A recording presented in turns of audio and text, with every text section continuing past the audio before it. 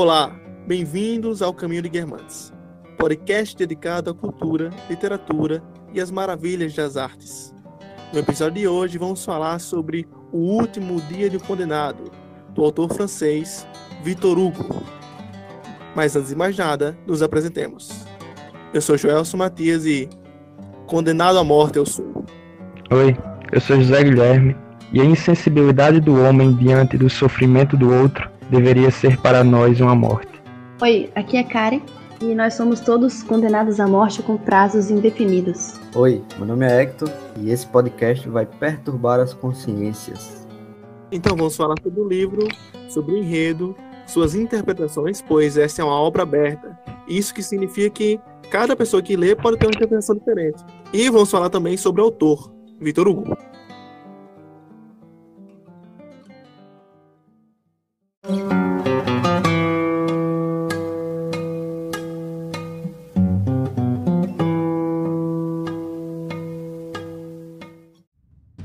Então, como já é de costume, vamos começar fazendo uma pequena biografia do autor.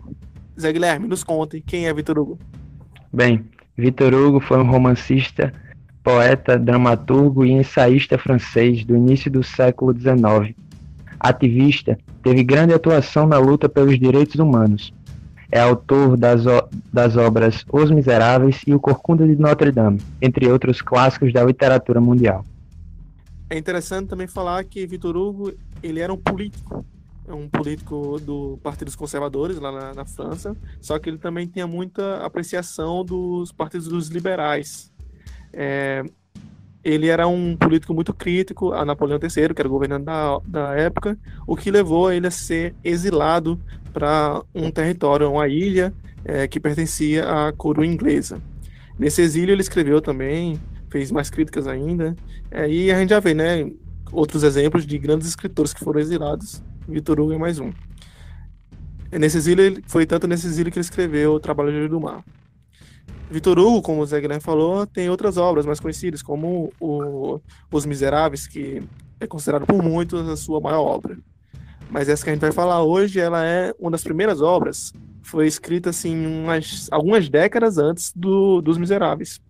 E há quem diga que o último dia do Condenado tem alguns elementos que Victor Hugo vai reaproveitar em Os Miseráveis. Em algumas biografias, Victor Hugo também é um pouco criticado por querer fazer muitas coisas apenas pelo público, assim, para ser reconhecido. Ele é conhecido por ser até certa forma um militante de algumas causas sociais, só que muito do que ele fazia, segundo alguns biógrafos, era muito por isso mesmo, para chamar atenção como político. Tanto que quando ele voltou do exílio, ele conseguiu se candidatar a senador lá na França, e ele ficou tão conhecido que teve vários seguidores. A morte dele foi bem grande, assim, o enterro, por assim dizer. As pessoas acompanharam o seu caixão, passando pelo Arco do Triunfo, e grandes escritores estavam em seu enterro. Inclusive, quem estava também no enterro dele era Alexandre Dumas, que era um dos grandes escritores da época, que escreveu Os Três Mosqueteiros e O Conde de Monte Cristo.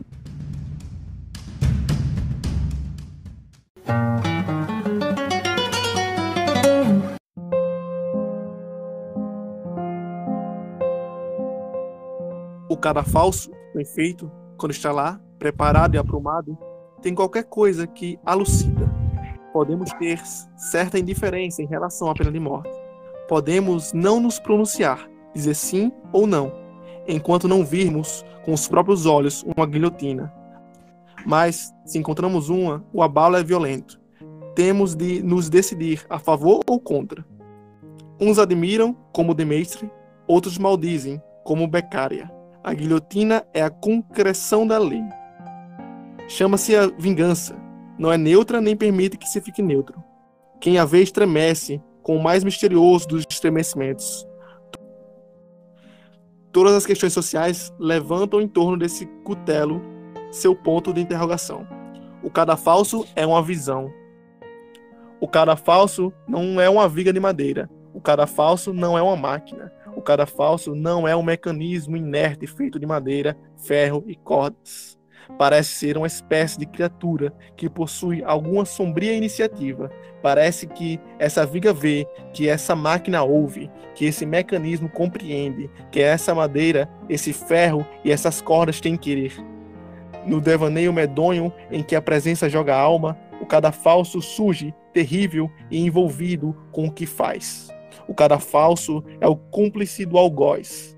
Ele devora, ele gere carne, ele bebe sangue. O cadafalso é uma espécie de monstro fabricado pelo juiz e pelo carpinteiro. Um espectro que parece viver de um tipo de vida espantosa, feita de todas as mortes que gerou.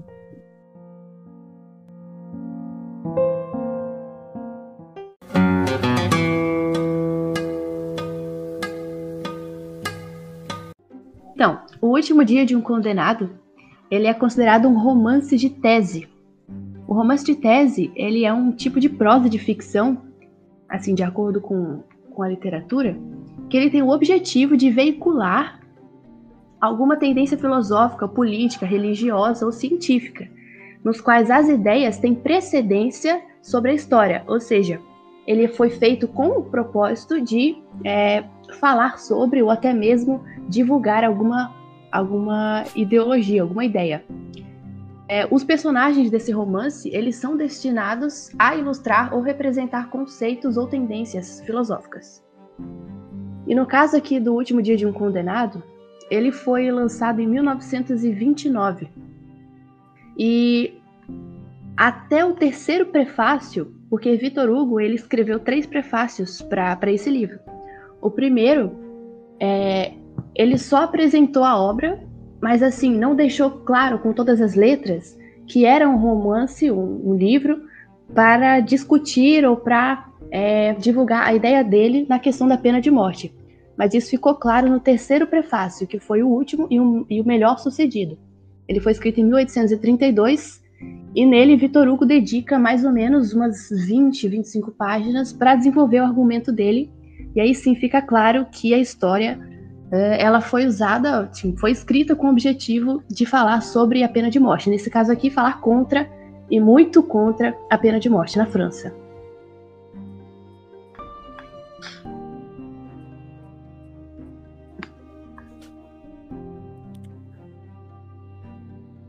Beto Enredo. Alguém aí? Não, Beto calma aí.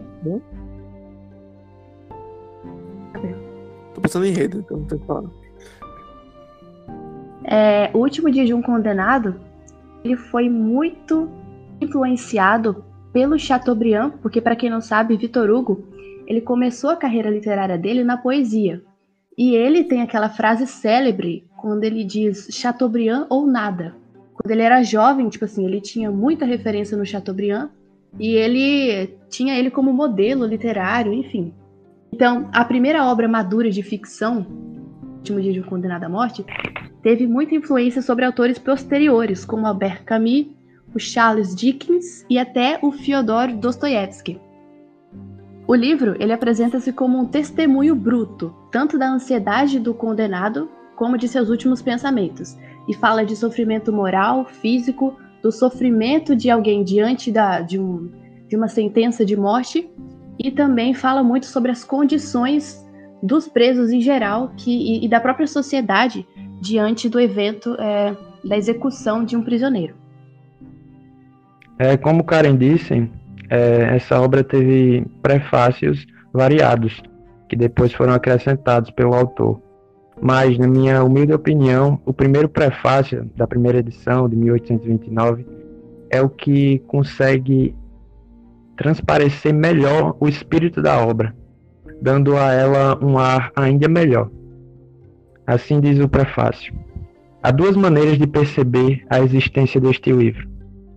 Ou houve de fato um maço de papéis amarelos e desiguais, nos quais se encontraram registrados um a um os últimos pensamentos de um miserável, ou existiu um homem, um sonhador ocupado em observar a natureza em proveito da arte, um filósofo, um poeta, sei lá, que foi tomado pela fantasia dessa ideia, ou melhor, que se deixou tomar, e só pôde desembaraçar-se dela lançando-a num papel.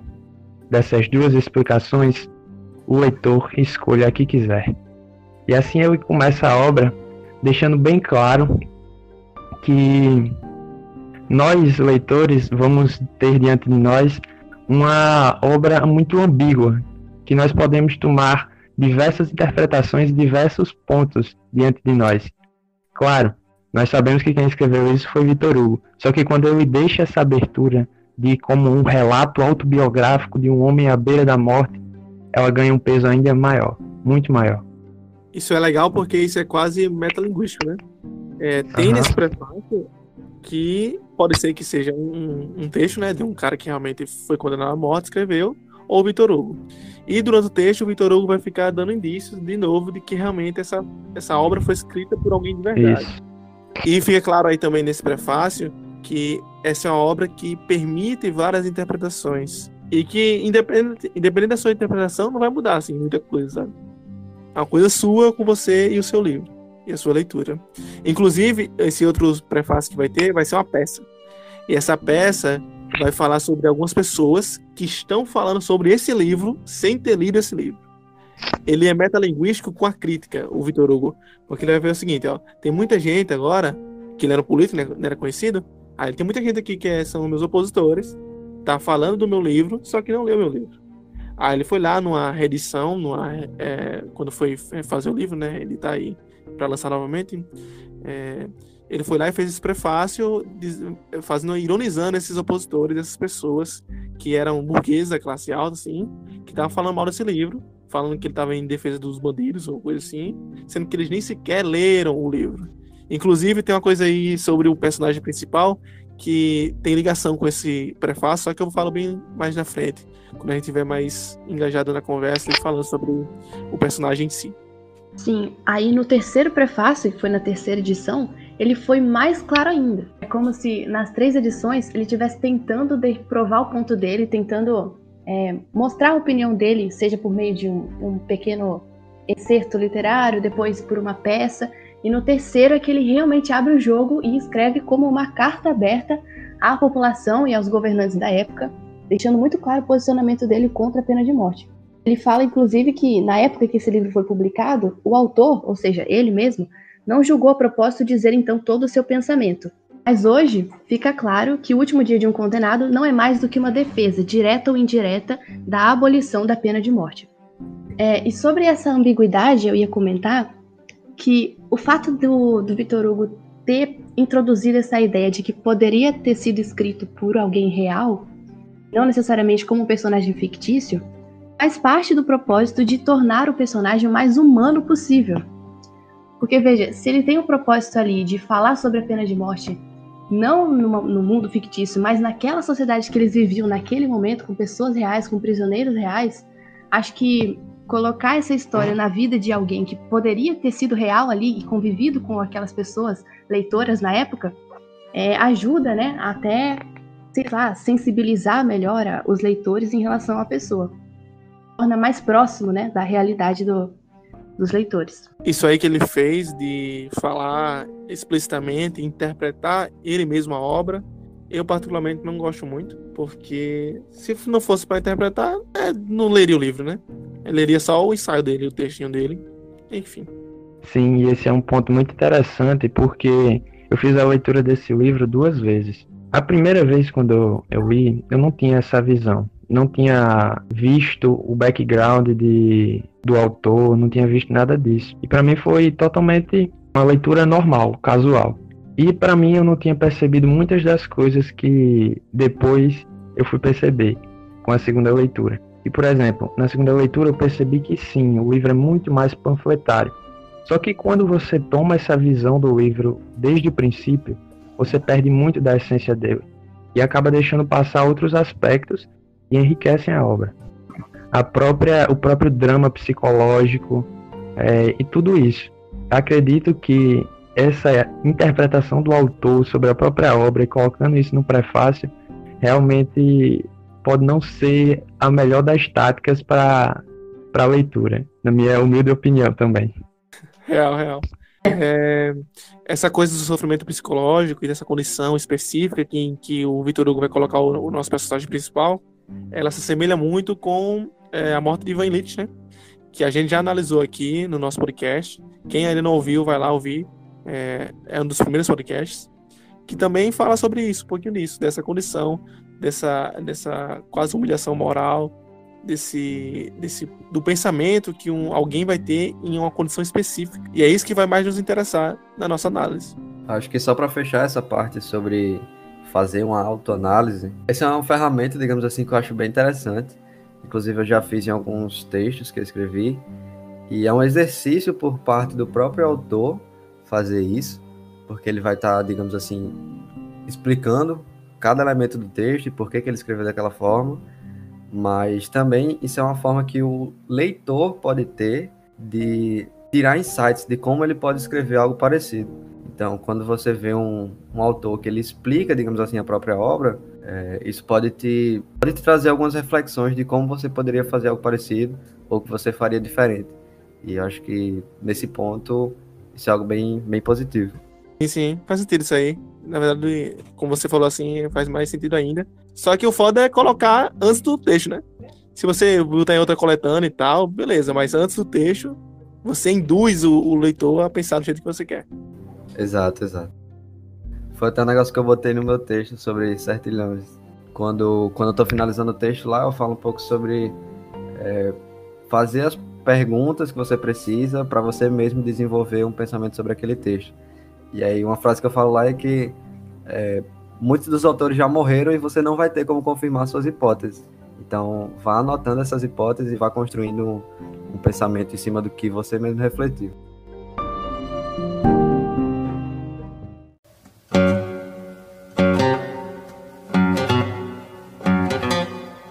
Então, o livro conta a história desse condenado à morte, que nós não temos acesso ao nome dele e muito pouco da procedência, e conta o sofrimento dele, tanto psíquico quanto físico, durante as 6 semanas de duração desse processo. Porque, como os ouvintes devem bem saber, uma burocracia não é fácil, imagine numa execução penal, né? O livro começa 6 semanas antes da execução de morte e conta todo o sofrimento dele durante esse período. O livro apresenta informações não somente sobre a vida dele, sobre como ele lidava com o fato, mas também muitas características do povo da época, de como o povo se comportava diante da morte de um prisioneiro, do seu relacionamento com os outros prisioneiros, com os policiais, digamos assim, e com o padre da época. Então, o foco, apesar de ser psicológico, é muito menos psicológico, eu diria, do que uma morte do Ivan Ilitch, por exemplo. Mas mesmo assim, o foco ainda é no seu sofrimento e na forma com que ele lida com a certeza, né, de morrer em um determinado dia específico. Mas o que eu acho irônico nesse trecho, nisso que você comentou, é que justamente a gente vai conhecendo a mente do condenado, mas a gente ao mesmo tempo não sabe nem o nome, nem o crime que ele cometeu, nem que circunstância, só sabe que ele foi condenado à morte. E a partir daí a história começa. Então fica esse contraste de informações e não informações. É verdade. Exatamente. E assim que ele recebe a notícia, a sentença, é engraçado porque nos primeiros dias ele tem uma reação de desespero em relação àquilo. Depois ele passa a sentir uma espécie de nojo, de fadiga. É como o tédio, né? Diante de uma notícia ruim, diante de uma desgraça, por exemplo, a maioria das vezes acontece desse modo. Os primeiros dias é um terror, uma inquietação intensa, e depois aquilo começa a se assentar, né, na mente, digamos assim, e ele começa a refletir, e uma das reflexões dele foi uma das mais interessantes, foi aquilo que eu citei na frase do início, e ele fala assim: os homens, no fim, são todos condenados à morte com prazos indefinidos. Porque se a gente parar para pensar, é certo que todo mundo vai morrer. A gente sabe que vai morrer um dia. E da mesma forma, ele sabia que iria morrer. A diferença é que esse prazo era definido. E ele, sabendo disso, ele tinha meio que a responsabilidade e o dever de se despedir da vida, digamos assim. Diante da morte, ele sabia que cada momento daquele fazia parte dos últimos dias dele na Terra. Completando isso que Karen falou, no trecho 3, é interessante porque é um debate psicológico um dos inúmeros debates psicológicos que o condenado tem, em que ele diz justamente isso, todos os homens são condenados à morte, só que em tempos indefinidos. Só que aí no final eu e Brada dizendo, mas não importa, é horrível. Por quê? Porque eu saber o dia que ele vai morrer, o dia em que vai ser fatídico na vida dele, é o que causa toda a agonia, todo o drama psicológico dele. Até porque ele também diz nesse trecho que, olha, eu estou condenado à morte para tal dia. Mas tantos homens que estão planejando em me ver e ver a minha morte, eles podem morrer antes de mim. Pode acontecer alguma coisa. E todo mundo sabe disso. Só que a questão não é essa. A questão é que porque ele é o único que está marcado para morrer. E isso atormenta a mente dele. E esse é só o início, porque o livro todo é uma crescente. Porque a cada momento em que o dia da execução se aproxima, mais ele vai ficando atormentado com essa ideia que está tão próximo. Isso aí que ele fala dos homens que planejam me ver, e quão espetacular, para assim dizer, é um show para eles saber que um homem já tem a sua data de morte, já está marcada essa data de morte dele. Já está marcada. Então é um show mesmo. O próprio Victor Hugo, ele vai escrever esse texto, né, esse livro, inspirado no que ele via. Ele assistiu várias decapitações. Ele já viu aquele cadafalso descer muitas vezes. Então ele se inspirou no que ele realmente via. Porque, contextualizando, na França, após a Revolução Francesa, a própria Assembleia Constituinte, quando foi fazer uma Constituição pós-Revolução, eles decidiram, né, deliberaram que o cadafalso, a morte por guilhotina, era algo justo e igualitário, porque o ladrão vai morrer que nem um rei. Então, a igualdade seria encontrada pelo cadafalso, pela guilhotina. Então, na verdade, ali a vida de Victor Hugo já era essa, né? A França naquela época era essa. E eu fico pensando, né, nisso aí, como esse espetáculo levantava assim, criava, né, demonstrava essa barbárie humana de querer ver o sangue, de querer ver alguém morto, ou alguém sendo justiçado, ou até mesmo vingado, que vai ser um tema do nosso debate, né? Sobre a pena de morte e a justiça ou vingança. E uma coisa interessante que eu acho disso que Joss comentou sobre a natureza humana, sobre a condição humana, é porque ela é muito ambivalente. Ela pode variar muito. Tanto que no próprio livro mostra isso, mais pro final. Mas tanto naquela praça, na praça de execução, nós temos pessoas sádicas que vão ver o sofrimento do outro, vão simplesmente para isso, e daí vem aquela frase que eu falei no início, que quando a gente não se compadece, é como se fosse para nós uma morte, ou deveria ser para nós como uma morte. Mas, além disso, tem pessoas que vão para lá se compadecer, justamente rezar ou chorar as mágoas daquela pessoa. E essa ambivalência é muito interessante, porque tanto tem aquele que tem prazer com a dor do outro, quanto aquele que, mesmo sabendo que aquele homem cometeu um crime, e isso é algo interessante do livro, porque ele nunca nega que cometeu um crime, ele nunca nega que ele fez algo de errado. E mesmo sabendo que aquela pessoa cometeu um crime, ela é uma pessoa tão quanto a gente, que poderia ter caído no erro, que poderia ter errado. E aquela pessoa, você olha para ela e sente compaixão. Isso é algo muito interessante que a gente pode avaliar na condição humana. Aí é mais complicado, viu, pai? Mas... eu não tenho compaixão por ele não, mas depois eu falo sobre isso. E durante a história, essa questão do show, que era a execução de um prisioneiro, é muito, muito enfatizada. Ele faz questão de falar sobre como as pessoas se reuniam ao redor da praça de execução, e era como uma festa mesmo. Inclusive, ele usa isso como um argumento contra a pena de morte naquele prefácio. Ele diz que, mas as pessoas a favor da pena de morte citam o fato de a pena de morte ser um exemplo para as pessoas, os outros prisioneiros, no caso, né? Tipo, diversas vezes a gente ouve esse argumento aí. Assim, se a gente vê um ladrão morrer, eu não vou querer cometer o mesmo crime para não morrer também. Só que aí ele entra com a contra-argumentação dizendo que esses shows eram como shows de horror, Porque as pessoas ali, elas acabavam, banalizando a morte, se insensibilizando à morte do outro. Isso, na verdade, era muito mais prejudicial do que eles imaginavam. É isso que fica realmente, né, martelando no pensamento da gente, que é isso aí. Imagina a sociedade onde era desenvolvida, onde crianças crescem vendo isso, com esse estímulo da morte muito próximo, e com essa vingança muito aparente, assim, bem explícita. Deve ser complicado, né? Isso que eu tinha dito da pessoa sentir compaixão, eu encaro muito na figura do próprio padre, que é algo muito presente na obra, que está acompanhando ele até o momento da sua morte. De certo modo, a gente vai ter outros aspectos, né? Porque em um trecho até comenta da insensibilidade do padre, às vezes por estar tão acostumado àquilo, que eu preferia que fosse um jovem recém-saído do seminário, que fosse estar com ele e lhe dar mais esperança e tal.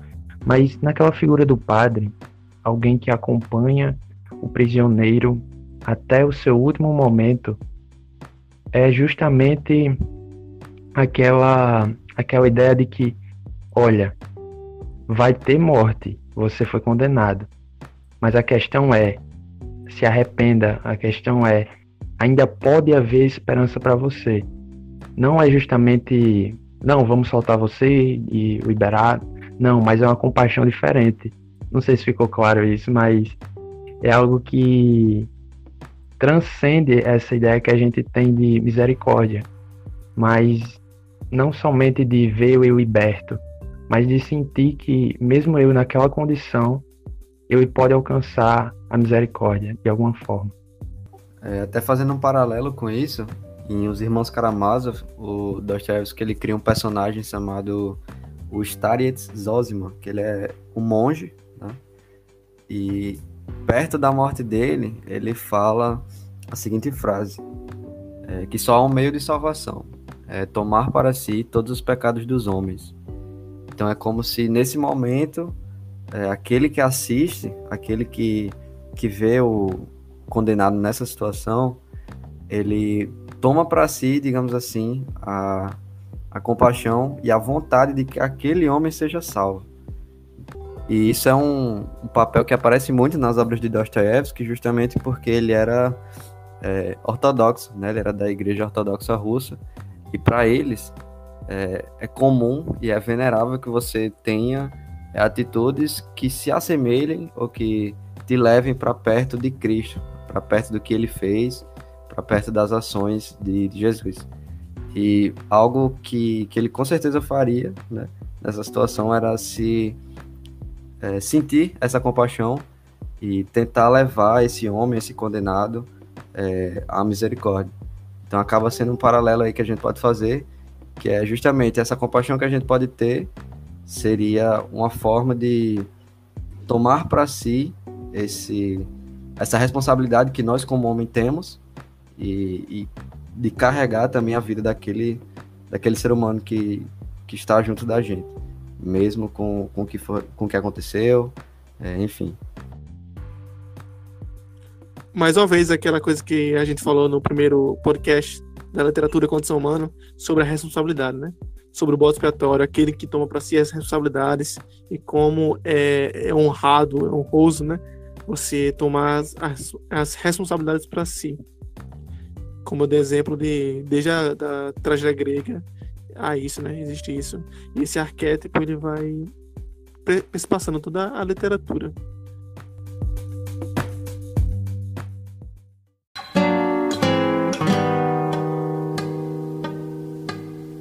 Agora que a gente já deu bem por cima assim, o enredo, as considerações iniciais, a gente vai falar um pouco sobre o nosso pensamento acerca do que foi dito. A gente vai trazer alguns elementos que não foram ditos ainda da história, mas agora a gente vai entrar mais no debate. É importante deixar claro, antes de começarmos, que vai ter um assunto um tanto delicado, que é a pena de morte, e não é a nossa opinião assim concreta sobre isso. Até porque a pena de morte é um assunto complexo e difícil de se resolver. Eu sei, é normal nos dias de hoje a gente tentar resolver alguns problemas complexos que passa pela toda a história com argumentos simples. Mas esse não é o caso, tanto que essa obra é tão complexa quanto o próprio problema. Então a gente vai fazer só algumas considerações, mas ninguém aqui está aqui para dar um veredito ou para dizer qual é o certo e qual é o errado. Afinal, a questão e a obra são questões de princípios. Gostaria de começar falando sobre o nome do prisioneiro, né? Que não tem nome, como já foi dito agora na introdução. Só que aí a gente pode... interpretações, né? Que algumas pessoas podem ter, é que essa falta de nome foi proposital por Victor Hugo já para a gente tentar identificar o prisioneiro como não só um prisioneiro individual, mas como uma entidade, como uma voz que representa vários prisioneiros, várias pessoas que possivelmente morreram inocentes, né, sendo inocentes, e pessoas também que morreram que cometeram crime, como é o caso do prisioneiro do último dia condenado, que ele fala que ele cometeu crime e que ele sabe que é o culpado. Ele não tenta nenhuma hora se desculpar e nem nada. Ele sabe que ele tá errado. E a gente vê a tentativa de Victor Hugo de tentar individualizar uma massa, né? É a voz de uma massa em uma pessoa só. Seja ela inocente, seja as pessoas inocentes, seja as pessoas criminosas, ainda assim é um representante. Tal como Victor Hugo, como político ele era um representante do povo. É só comentar que essa questão aí de não citar o nome do prisioneiro, em outros romances, principalmente na literatura inglesa, era muito comum adotarem-se nomes comuns da época de um personagem, porque o propósito era justamente deixar aquela literatura mais acessível, como se aquela história pudesse acontecer com outras pessoas também. Então aqui no Brasil seria como chamar o prisioneiro de José, de João, nomes mais comuns do que outros, né? Só que, realmente, o fato de você omitir o nome, por ser uma história real, ser um fato social, assim, que estava ao redor daquela sociedade, acho que é uma maneira ainda mais estrategista de assimilar a consciência da pessoa a aquela pessoa, tentando promover uma certa empatia, alguma coisa assim. Se você colocasse um nome diferente do seu, é mais fácil você olhar o prisioneiro como outro. Agora, se você deixa ele sem nome, e sim como uma categoria, assim, entre aspas, o prisioneiro, acho que é mais fácil do leitor se incluir naquela categoria ali também e se imaginar naquela situação. Exatamente, Karen acabou de sintetizar o que eu estava tentando falar antes. Sabe, outra coisa que é uma das mais agoniantes para mim é que o prisioneiro, ele parece uma pessoa totalmente normal. Até quando a gente vai ver, ao longo do livro e ao longo do podcast, a gente vai comentar mais sobre isso. Que é os flashbacks que ele tem, ele revivendo algumas coisas, ele dizendo que 1 ano atrás ele estava livre, ele comentando da vida dele antes de ser condenado a um crime que a gente não sabe nem o que foi. A gente começa a se imaginar totalmente, porque até o momento em que ele cometeu o crime, que a gente não sabe em que circunstância foi, como foi, nem nada, eu era uma pessoa normal. Eu estava no meio dos outros como um normal. Eu tinha uma filha, tinha uma esposa, tinha uma mãe. Isso é o que mais dá agonia ao longo da história. Durante a leitura, eu confesso que eu fiquei procurando por uma confissão. Não sei, assim, pelas tendências de outros livros, né? Eu estava procurando o momento que ele ia confessar o crime, porque é uma coisa que a gente espera, assim. Nenhum homem, no ápice da sua virtude, assim, no ápice da sua agonia diante da morte, você esperaria dele uma confissão, assim, com todas as letras de tudo que ele fez e um sinal de arrependimento profundo. Mas eu não encontrei isso. E, diante de uma decepção, digamos assim, eu falei, poxa, por que será, né? Porque com a leitura você vai percebendo que o propósito, e inclusive com o prefácio anterior dele, pegando ser isso uma forma de propaganda, né, contra a pena de morte, você vê que o fato dele não confessar o crime é uma forma de mostrar, por meios indiretos, de que quem estava morrendo ali não era o prisioneiro, não era o criminoso, mas era um homem, uma alma, uma inteligência. E isso foi essencial, assim. Quando eu entendi isso aí, eu falei, tá. Porque a morte, querendo ou não, ele não estava pagando uma pena, simplesmente. Ele estava perdendo tudo que ele era. Então, independente do crime, ele estava morrendo como homem, mais do que como prisioneiro. Eu falo isso aqui, sim. Parece que a gente tá repetindo Ivan Illich em alguns momentos.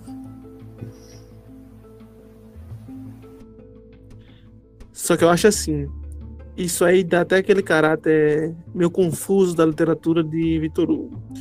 Porque ele é romântico, né?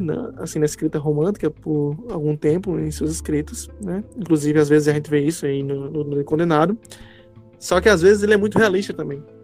E essa coisa da confissão, eu acho que caberia muito em um texto romântico, né? Da escola romântica. Só que Sim. nesse ponto parece que ele cria, como o cara sentiu, essa expectativa de que ele vai se confessar. Só que chega nesse ponto, ele corta o clímax e fala, não vou confessar não. Porque aqui é a verdade nua e crua. É porque a gente não tem acesso nem ao crime que foi. Não exatamente uma confissão, mas nem um olhar de um terceiro sobre o crime dele. Assim, a gente tem a informação de que teve sangue, né? E com certeza, pelo fato de ele estar morrendo, deve ter sido um assassinato. Mas assim, mais Sim. detalhes sobre o crime não tem. E isso me foi estranho quando ele tá na prisão e fala que inclusive era o castelo, se eu não me engano, onde Joana d'Arc foi condenada. E ele cita lá naquela cela dele, ele começa a ver inscrições nas paredes, não sei se você lembra dessa cena, mas foi muito interessante. Começa a ver inscrições feitas, né, com caneta, às vezes até com sangue, ele diz assim, ou talhando na parede mesmo, de outros prisioneiros anteriores a ele, dando aquela ideia também de sou mais um aqui. Inclusive no final ele também fala que tinha outra pessoa do lado dele, que provavelmente seria a próxima, como um ciclo, né, um atrás do outro, assim como máquinas. E ele comenta sobre o crime desses outros criminosos anteriores a ele. E descreve com detalhes o que cada um deles fez. Só que em nenhum momento ele fala do dele. Foi daí que veio o estranhamento, né? Dele não ter nem citado o crime dele, muito menos confessado. Inclusive, esses criminosos existiram de verdade. Victor Hugo pegou nomes de pessoas de verdade, né? Que morreram ali, que foram assassinos, Sim. foram criminosos e morreram pela guilhotina. E ele fala que matou 2 crianças que estavam com a mãe no parque. Ele fala que outro tentou matar o pai. Tem casos de que são só tentativas de homicídio que não deram certo e mesmo assim eles foram mortos, né? E é sempre assim, matando uma criança, matando o pai, um tentou matar o pai, outro tentou matar a esposa. Então me faz pensar, eu sei que esse não é o objetivo nem da gente, nem do livro, mas me faz pensar que tenha sido assim, um crime bem grave, ou tipo, grave eu digo, além de ser morte, ser uma morte grave, mais hedionda, assim dizer. Ou alguma coisa familiar, sabe? Bem próximo do parricídio. Tema que também é dos irmãos Karamazov, que Hector trouxe aí. Quando eu paro para lembrar nisso, eu fico pensando também que a primeira reação do leitor, quando descobre que a gente não vai saber qual é o crime, a gente não vai saber o nome dele, a primeira reação pode ser, pô, mas isso é como que uma estratégia do autor para que o leitor ele possa ficar com o coração mais mole, enfim, para ele ficar mais próximo, com mais compaixão, tipo, como se fosse para suavizar a situação. Só que, pelo menos para mim, a situação foi ao contrário. Esse foi o meu primeiro pensamento, porque eu já tinha noção de que ia ser um texto mais político. E aí depois, quando eu parei para pensar, eu pensei, mas peraí, justamente por ele não dar essas informações, fica ainda mais difícil de você ter compaixão do personagem. Eu não sei o que foi que ele fez, ele não parece se arrepender, ele tem como se fosse uma indiferença muito grande.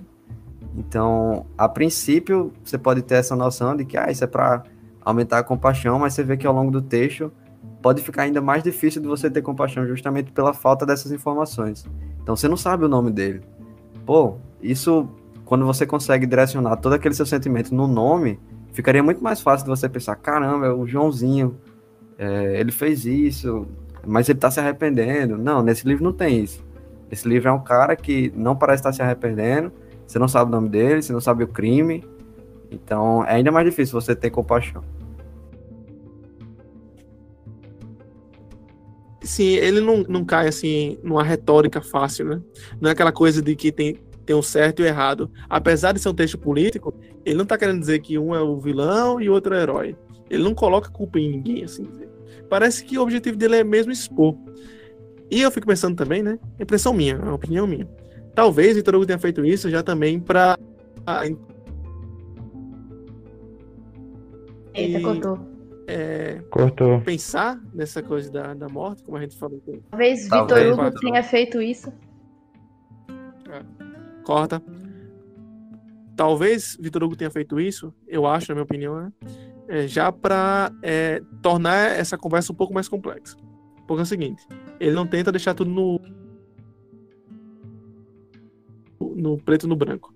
Existe uma área cinza ali no meio, como tudo na vida, as coisas são complicadas. Não é só uma simples retórica.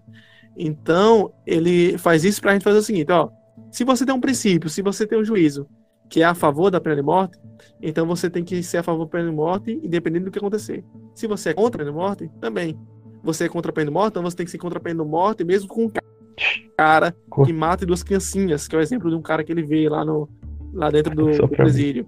Se você é contra a pena de morte, você também tem que ser contra esse cara aqui, ó, que tá nem aí pra mãe e pra mulher. Tem um trecho que o condenado vai falar assim: a minha mãe já é velha, tem 64 anos. Quando ela souber, ela vai morrer com choque. Eu não me preocupo com ela. Eu também não me preocupo com minha mulher. Ela é fraca e é meio ruim da cabeça.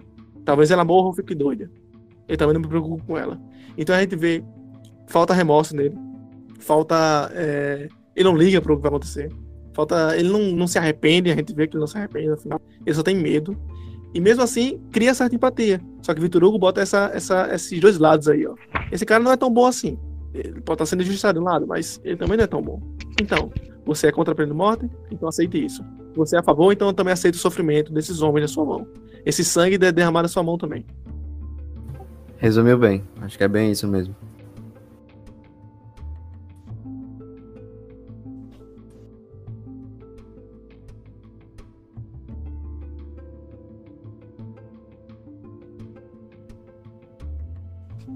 Eu ia dizer que pra mim cortou um pouquinho o que o Joss falou, mas acho que dá pra aproveitar. Ah, sim, ele só deu uma atrasada. E cortou também.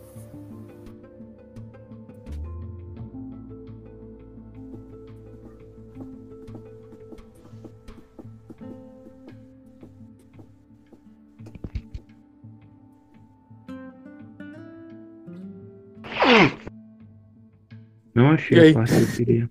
Não achei a parte que eu queria. Ah, Zé, você tava procurando aquela parte do arrependimento? Que eu disse que queria sentir arrependimento. Eu achei aqui, vou mandar um print pra tu. Daí. Inclusive, eu não entendi essa parte. Que fala que queria se arrepender mais. Ele se arrependia antes da condenação. Só que depois da condenação, ele só pensava na morte.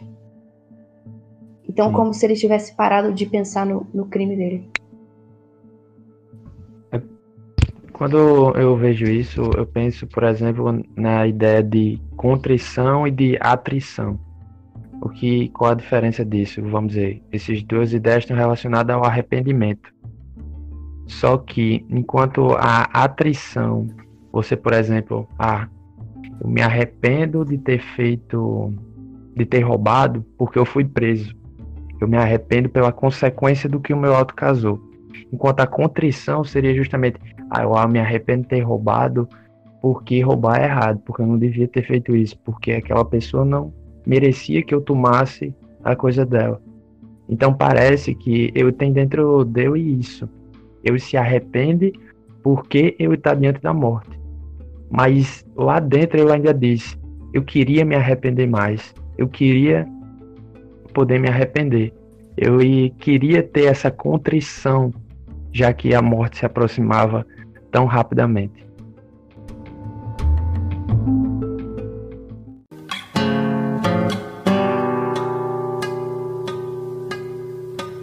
Eu tava pensando aqui, é o seguinte. É uma questão de princípio, né? A pena de morte. Primeiro, isso é um problema moral e ético, né? Se você é a favor ou contra isso. E você tem que partir de algum pressuposto. Qual pressuposto a gente parte para que isso seja certo, matar alguém? Por exemplo, lá na França, o que eles acharam? Por que é certo matar alguém? Na França, até 1997, 1977, né, Karen? Teve uma morte. E foi abolido nos anos 80. Na França ainda tem isso. Mas por que eles faziam isso? Porque após a Revolução Francesa eles falaram, vamos matar alguém. Eu falei lá no início que tinha uma questão da igualdade daí, né? A igualdade era um objetivo a ser alcançado e essa morte dessa forma seria uma forma de igualar a todos, independente da classe social. Só que ainda assim não tem um pressuposto básico. Quem é que dá o poder de matar? Por que eu daria ao Estado o poder de matar alguém? Se o Estado mata alguém, ele também é um assassino? Tem muitas questões disso aí, sabe? Sei que vocês acham sobre isso. Essa questão não é necessariamente sobre o poder do Estado, porque a própria descrição de como o povo se comportava ao redor de um prisioneiro executado dava uma ideia de justiceiros também. É como se a ideia da pena de morte não estava somente no Estado que manda fazer alguma coisa, mas no próprio povo que adotava aquilo como algo justo, e esse pensamento estava embutido na sociedade. E além disso, Sim. os próprios executores, digamos assim, os juízes, é como na Inquisição, naquela época lá, que teve aquele... esqueci o nome dele. Mas foi um dos encarregados de executar uma ordem do Estado, mas que acabavam contrariando as próprias ordens e fazendo a coisa 10, 15 vezes pior do que deveria ser, sabe? Então, tipo assim, para além de uma ordem do Estado, tinha ali um problema que era estrutural, digamos assim, do próprio pensamento social da época. Eu acho que Torquemada acabou levando o nome... Não, mas eu não concordo, não. Porque eu acho que tiveram muitos bispos que se exageraram, mas Torquemada levou a fama, sendo que até foi um dos responsáveis por muitos avanços na Inquisição Espanhola. Mas ele foi uma representação de alguém que contrariava a ordem para fazer muito pior do que devia. Ele virou o bode expiatório, isso em qualquer livro de história você encontra. Muita gente fez isso, não foi só ele, não. Tô voando, sei nem quem é, pô. O Vitor Hugo descreve cada coisa no prefácio dele. Tipo assim, às vezes a guilhotina falhava. Ele escreveu 2 cenas que ele presenciou. Não sei se ele estava assistindo, mas enfim, aquilo tinha acontecido recentemente.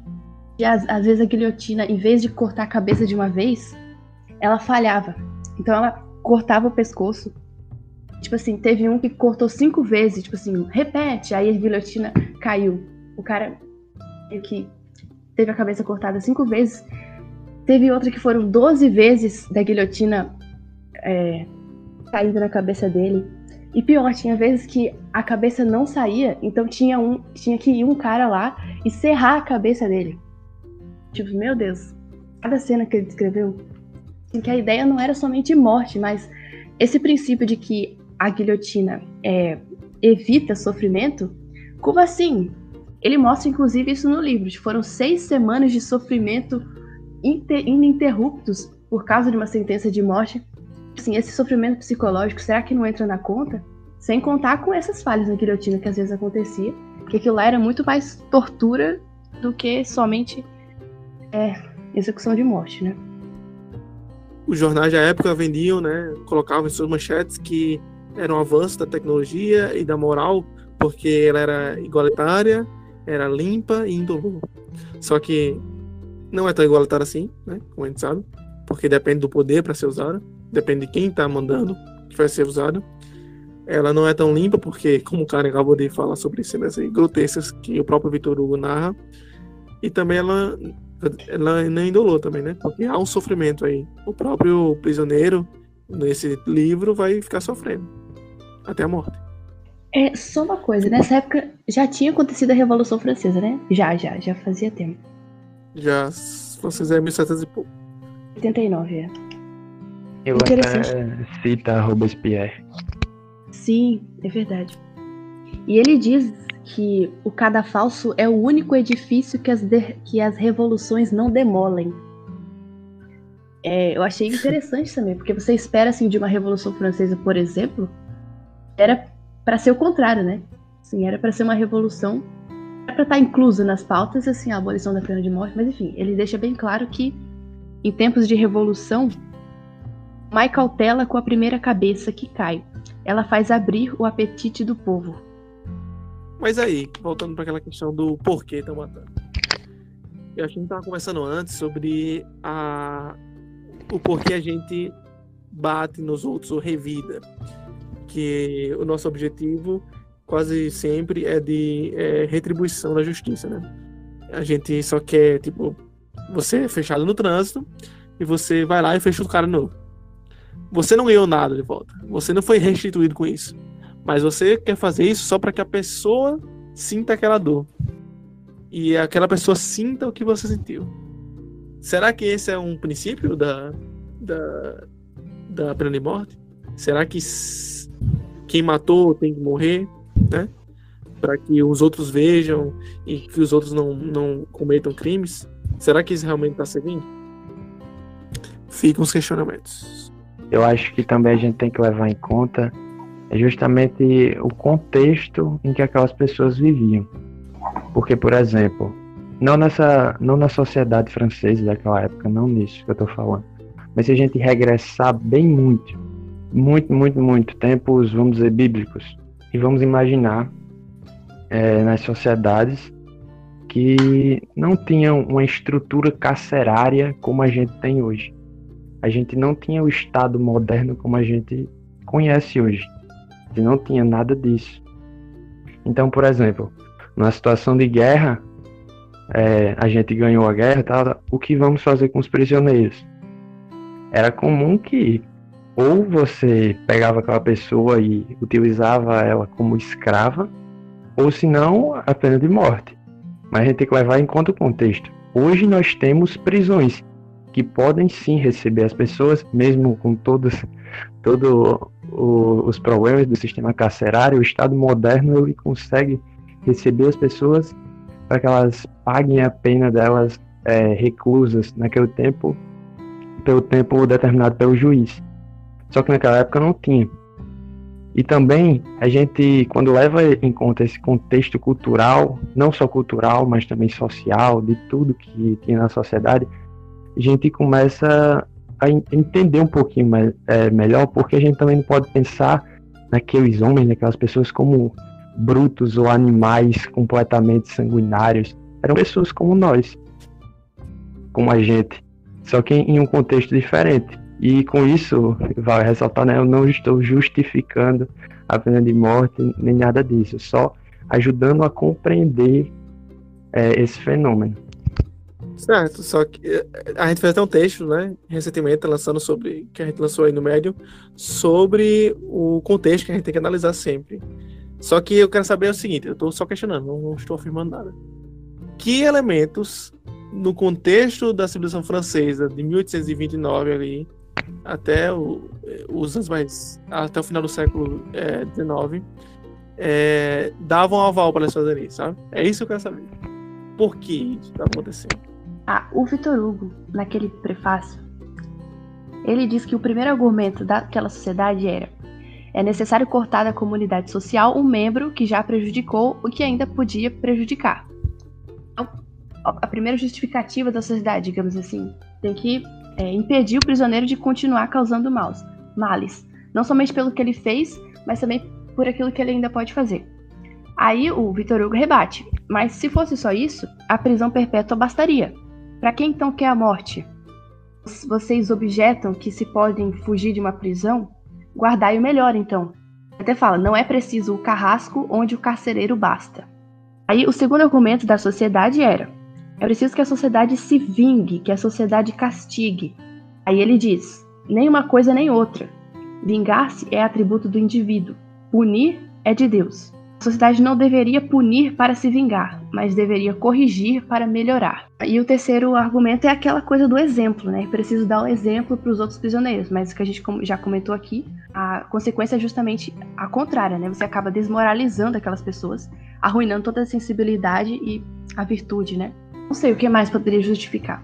É legal isso que ele falou sobre Deus pune, né? Porque se a gente tivesse partindo de um sistema jurídico teológico, aí a gente teria alguma coisa para se basear. E não é o caso, né? A gente estava ali no século XIX, um tempo ali onde Dostoiévski vai escrever os Irmãos Karamazov que se Deus não existe, tudo é permitido. Então não tem esse princípio básico, sabe? Não teológico, por exemplo, não filosófico, por assim dizer. Não tem nada assim que justifique, a não ser um possível utilitarismo. Não, mas calma aí. Em relação a essa parte dos Irmãos Karamazov, ele vai rebater depois que se Deus não existe e tudo é permitido, então nós precisamos criar um Deus. Então, acaba que de alguma forma De alguma forma a gente tem que inventar algo que consiga suprir essa necessidade justificativa para as leis, para a moral, para a virtude que a gente... Então, não era esse o contexto do século XIX? Eu não falei isso para embasar nada que eu disse, não. Só disse que isso era, por assim dizer, um pensamento comum do século XIX. Já que teve toda a filosofia da suspeita, né? Com Freud, com Schopenhauer, com Nietzsche depois, ou até com o desenvolvimento científico, com Darwin, enfim. Muito estranho que, sei lá, parece até difícil de imaginar que só em 1981 que foi abolida a pena de morte por guilhotina. Não dá pra gente dizer aqui, sei lá, quais eram os critérios, né, usados aqui em 1981. Que não é simplesmente, cometeu o crime e morreu, não. Deve ter um estatuto gigantesco, né, para determinar, principalmente já em 1961, mas não sabemos.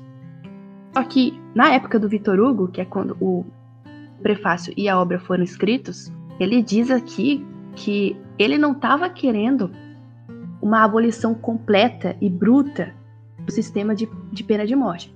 Mas ele pedia que, ao menos, houvesse uma prudência a mais, houvesse um cuidado a mais no julgamento, mais precauções, e que fizessem a pergunta: o acusado procedeu por paixão ou por interesse? Que ele, se tivesse agido por paixão, que não houvesse condenação à morte. Como se talvez... que não é a ideia de crime doloso e crime culposo, né? Não, aqui a ideia eu acho que é outra. Mas é o fato de, se ele tivesse cometido o crime por interesse, com o objetivo específico de matar, tudo bem, digamos assim, que começássemos por aí. Que pelo menos, se ele tivesse agido por paixão, que não tivesse a pena de morte. Premeditado ou não. Boy, isso é muito foda, pô. Isso aí é legal demais, porque a primeira coisa que eu lembrei foi do Inferno de Dante, por incrível que pareça.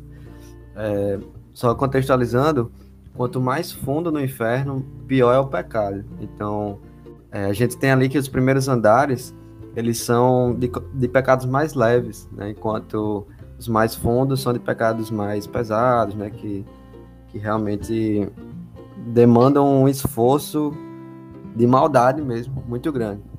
Então, essa parte de paixão e interesse também aparece lá quando a gente vê que os pecados mais leves, eles são por exagero, por exemplo. Então, a gula, a luxúria, são pecados que estão relacionados à paixão, né? Só que de uma forma apenas na falta de moderação, né? Enquanto que os pecados de interesse, que estão lá no final, estão lá nos últimos círculos do inferno, em que a gente tem a traição voluntária, contra a pátria, contra familiares, contra benfeitores, enfim. Acaba que também tem esse paralelo. Isso me lembrou uma coisa que Kant vai falar sobre a diferença de desejo e vontade. Quando você tem um desejo de alguma coisa, você não quer dizer que você vai fazer. Se você deseja matar uma pessoa, você não vai fazer isso. Isso passa pela sua vontade. Você tem que deliberar isso, você tem que escolher isso, você tem que ir lá e agir com isso. Então, existe aí um filtro entre o desejo e a vontade. E é exatamente a vontade que nos faz ser morais. É a vontade que nos faz ser um animal moral, diferente dos outros animais que desejam e faz. A gente deseja, pensa e põe a nossa vontade. Ou seja, a nossa vontade é autônoma, a nossa vontade está conectada com o livre-arbítrio. E é por isso que, supostamente, nessa teologia metafísica aí do Dante, nesse inferno, as pessoas que usaram da sua vontade para realizar seus desejos com propósito, com autonomia, eles são um pouquinho piores, ou muito piores, né, do que as pessoas que fazem algo porque é forçado. Não sei porquê, mas quando eu leio, eu foco muito mais no personagem, no condenado, do que no contexto geral em que ele tá metido. Até porque isso vem junto com a narrativa, né? De pena de morte, se o poder do Estado decidir quem vive ou quem morre, se isso é moral, se é ético, tudo isso aparece na discussão. Só que para mim, pessoalmente, e como o Joelson disse no início, quando o livro sai do autor, ele está aberto a interpretações. Então, para mim, eu vejo como o ponto mais significativo desse texto até quando existe salvação para o homem. E eu digo isso não simplesmente no... Você pode entender assim, mas não necessariamente no sentido de céu e inferno. Né? Não necessariamente, você não precisa necessariamente entender assim. Mas o que eu quero dizer com isso? Porque mesmo com todo aquele ambiente trágico, aquilo que incomoda, que o sofrimento dele, ele sendo conduzido à pena de morte, tudo isso incomoda, mas a gente ainda vê ali uma pontinha de misericórdia que está associada, para mim, principalmente à figura do padre. O padre, ele é às vezes insensível ao sofrimento dele, mas a imagem, a figura do padre, ela me remonta a uma ideia de, olha, até o último momento eu vou estar aqui do seu lado. E às vezes a gente se pergunta, e eu já vi questionamentos desse tipo, será que é tarde demais para mim? Será que já passou do meu tempo? Será que não tem como eu voltar atrás? A gente vê esses questionamentos. Só que, lendo essa obra, eu associo rapidamente com o Evangelho, quando Cristo é crucificado, ao lado dele tem 2 ladrões. Um deles, que a tradução identifica como São Dimas, ele está lá, crucificado, e ele repreende o outro ladrão que blasfema contra Cristo. Ele diz, olha, a gente é culpado do crime, a gente merecia estar aqui, só que esse homem não, esse homem é justo. E depois fala a Cristo, quando chegares no teu reino, lembra-te de mim, ou algo nesse sentido. E aquele homem, no último momento, ele continuou sendo ladrão, porque ele conseguiu roubar o paraíso. E sim, eu estou falando isso numa visão metafísica, uma visão do céu e inferno, mas você não precisa compreender necessariamente assim, porque você pode compreender como uma ideia de materialista de que o homem conseguiu um arrependimento aqui nessa terra, que tudo que importa é matéria ou alguma coisa assim. Mas essa compreensão de que a vida humana tem sua importância até o último momento e que vale a pena lutar por ela, ainda mostra que, mesmo em meio a tanta crueldade, ainda pode haver esperança, ainda pode haver alguma salvação. Não sei se foi demais aí. Entendi, eu concordo com você sobre quando a gente lê algumas coisas. Os aspectos psicológicos normalmente me chamam bem mais atenção do que algumas outras coisas, assim, mais acidentais. Só que o problema aí é que quando eu li, eu realmente pensei por um lado de vista mais psicológico.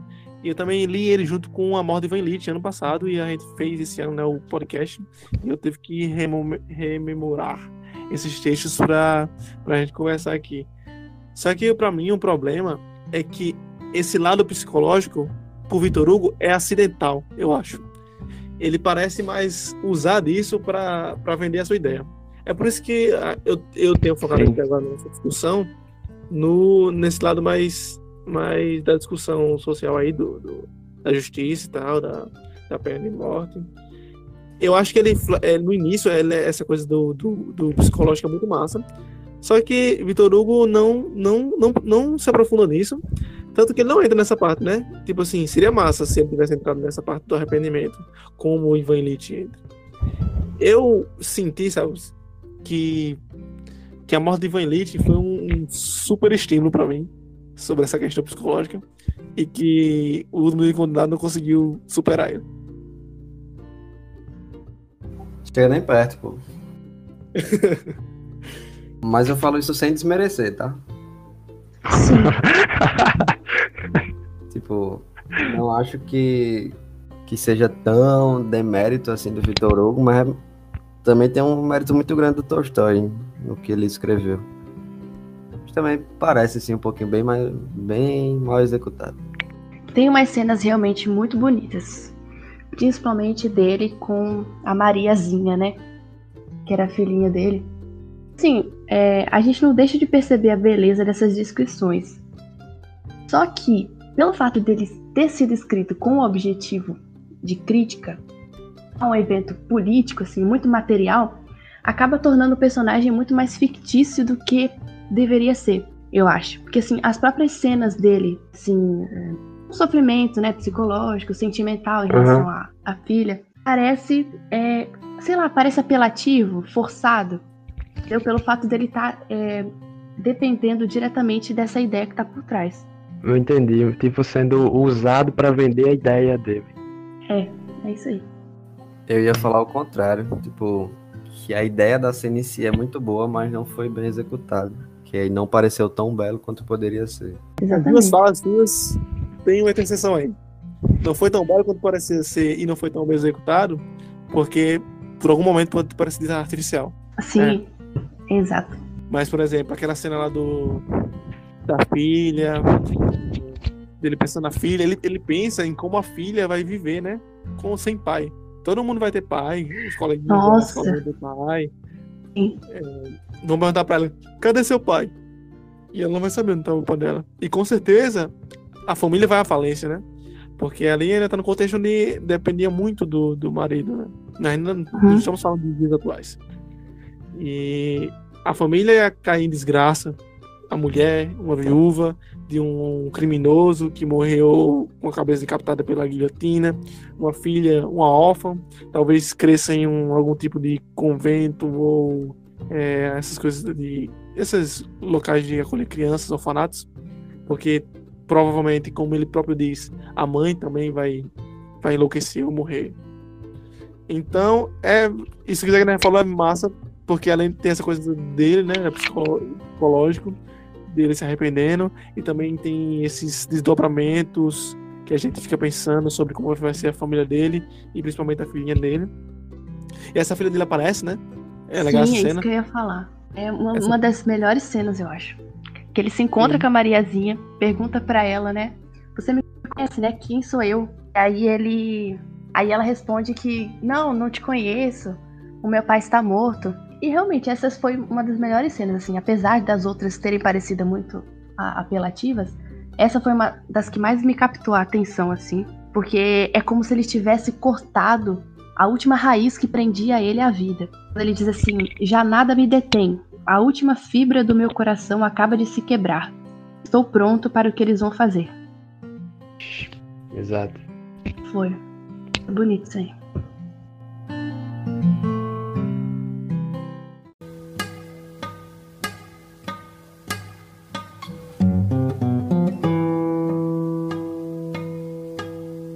Pra mim, resumidamente, porque a gente falou tanto do lado social e menos psicológico. Pra mim, resumidamente, esse livro, ele tem uma parte psicológica muito boa, só que, como eu disse, provavelmente foi acidental. O substancial é o assunto político. E mesmo assim é legal, não é demérito, como ele estava falando. E esse lado mais político, essa discussão, eu gostei de ter feito ela, apesar de normalmente evitar esse tipo de assunto. Eu gostei muito dela porque ela não é uma retórica muito simples e muito maniqueísta, tal como alguns livros, como Capitães de Areia vão ser, que vai colocar um problema social que existe e que precisa ser resolvido, só que ele coloca assim, esse povo aqui do mal e esse aqui são do bem.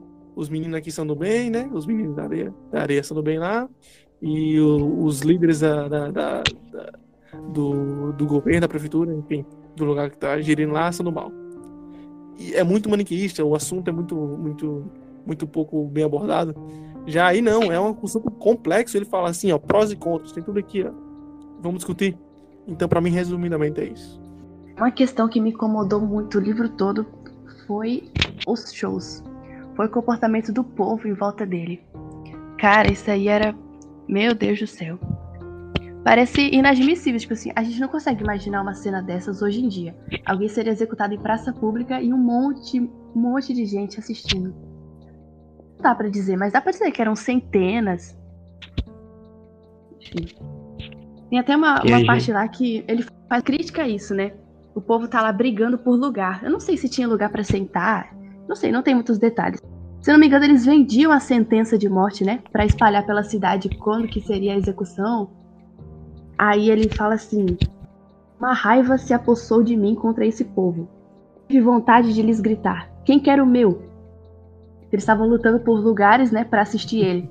Ninguém pensava se queria trocar de lugar com ele. E para pra pensar que talvez ele tenha assistido alguma execução em algum dia da vida dele, né? Sim.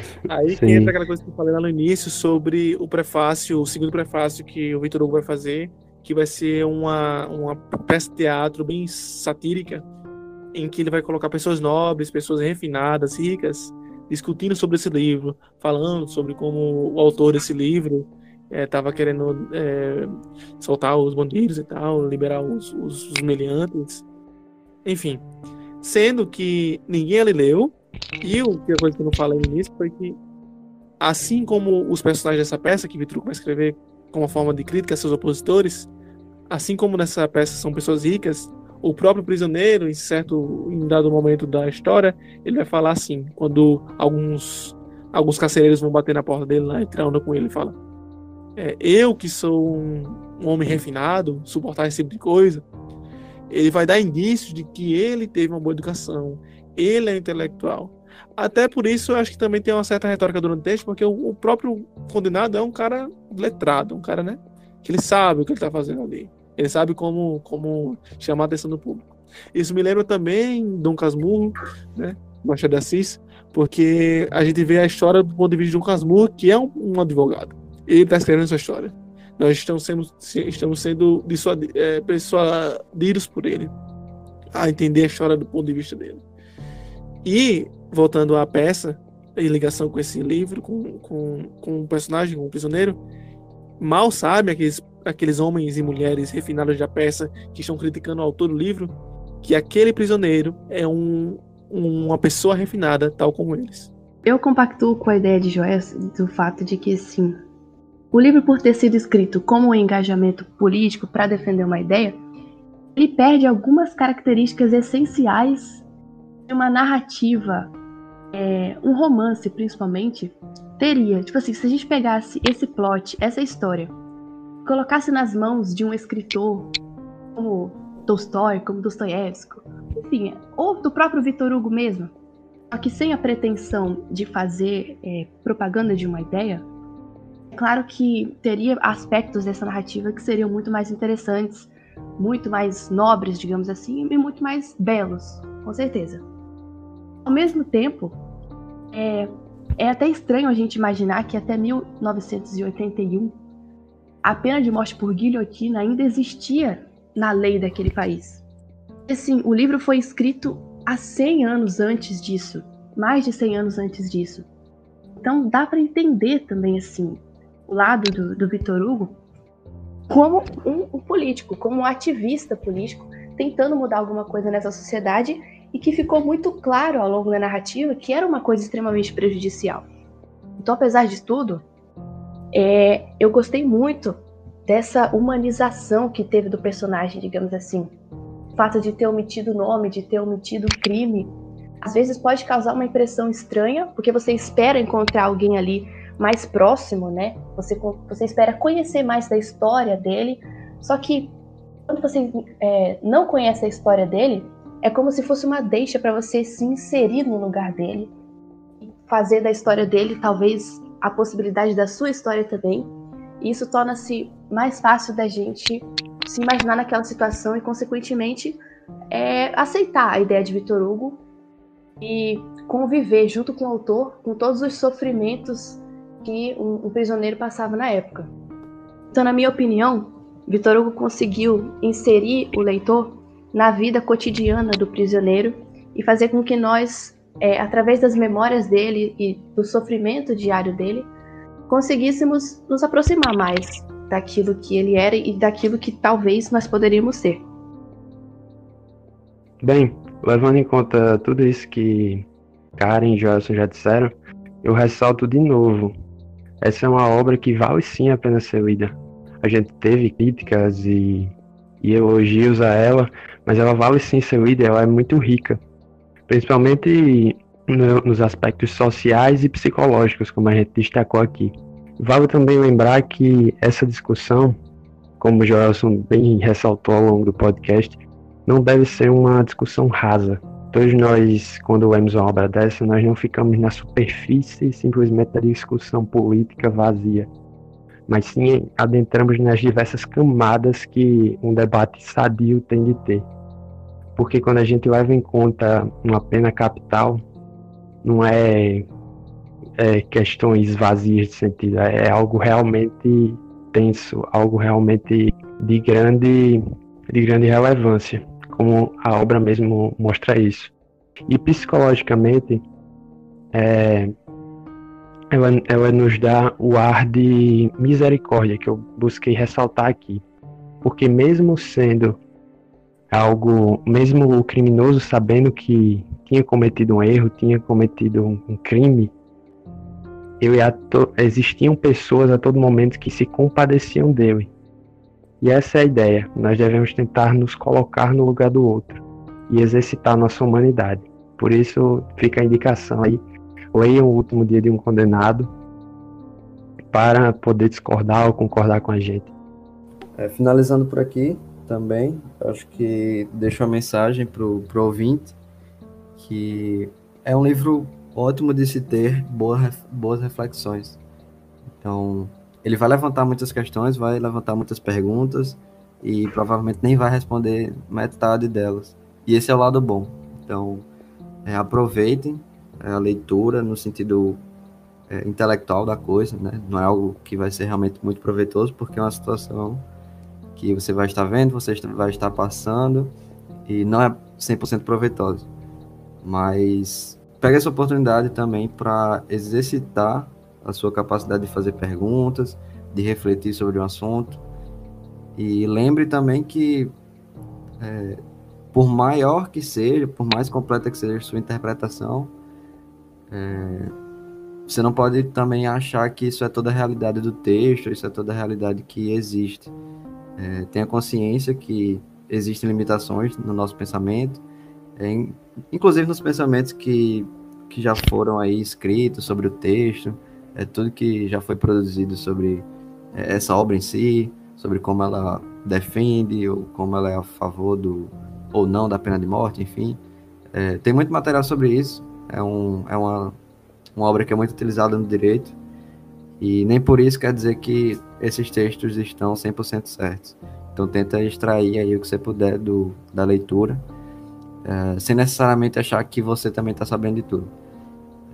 Como a gente falou no podcast, alguns grandes autores já foram mortos, né? Já estão mortos, já morreram, e você não vai ter a possibilidade de confirmar todas as suas interpretações em todas as obras.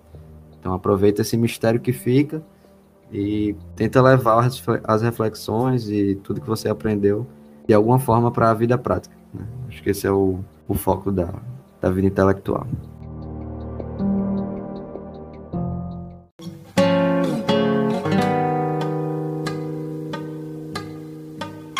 Então, esse foi mais um episódio do Caminho de Guermantes.